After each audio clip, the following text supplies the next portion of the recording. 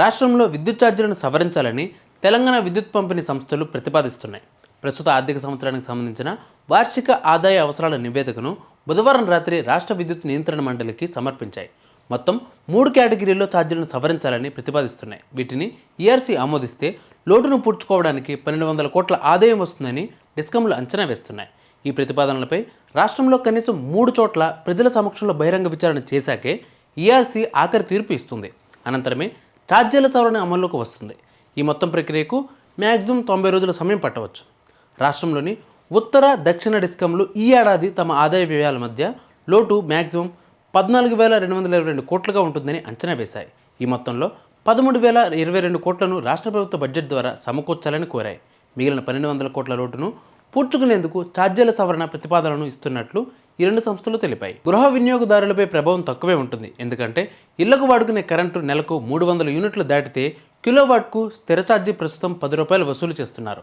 దాన్ని 50 రూపాయలకు పెంచడానికి అనుమతించాలని డిస్కంలు కోరాయి.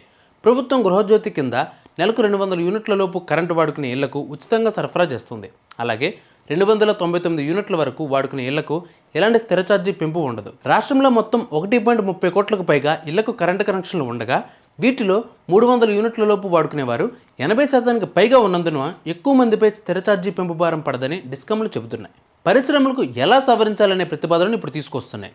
ప్రస్తుతం హెచ్లో పరిశ్రమల జనరల్ కేటగిరీలో 3 రకాల కనెక్షన్లు ఉన్నాయి. వీటిలో 11 కేవీ సామర్థ్యంతో కనెక్షన్ తీసుకున్న పరిశ్రమ వినియోగించుకున్న కరెంటుకు యూనిట్కు 7.65 చొప్పున వసూలు చేస్తున్నారు. 33 కేవీ సామర్థ్యంతో కనెక్షన్ తీసుకుంటే 7.15 రూపాయల చొప్పున, లేదా 132 కేవీ అయితే 6.65 చొప్పున వసూలు చేస్తున్నారు. ఇకపై అన్ని కేటగిరీల పరిశ్రమల నుంచి యూనిట్కు 7.65 రూపాయల చొప్పునే వసూలుగా అనుమతించాలని డిస్కంలు కోరాయి.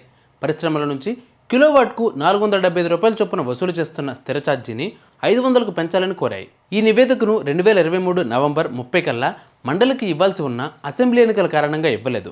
2024 జనవరి ఆఖరుకు ఇవ్వాలని ఈఆర్సీ ఆదేశించిన లోక్సభ ఎన్నికల కారణంగా ఆలస్యం చేశాయి. దానితో ఫిబ్రవరి నుంచి ఇప్పటి వరకు ఆలస్యానికి 21 లక్షల జరిమానాకు డిస్కంల నుంచి ఈఆర్సీ వసూలు చేసింది. ఏఆర్ఆర్ నివేదిక ఇవ్వడంలో జాప్యం చేసినందుకు డిస్కంల ఈక్విటీలో నెలకు 0.5% చొప్పున వసూలు చేస్తామని ఈఆర్సీ చెప్పింది. అది కూడా డిస్కంలకు నష్టమేనని తెలుస్తోంది. వచ్చే ఆర్థిక సంవత్సరానికి సంబంధించిన ఛార్జీల సవరణ ఏఆర్ఆర్ నివేదికను సైతం 2024 నవంబర్ కల్లా, అంటే మరో 73 రోజుల్లోనే ఈఆర్సీకి ఇవ్వాలి. సో మరి ఛార్జీల పెంపు ఎప్పటికవుతుందో చూద్దాం.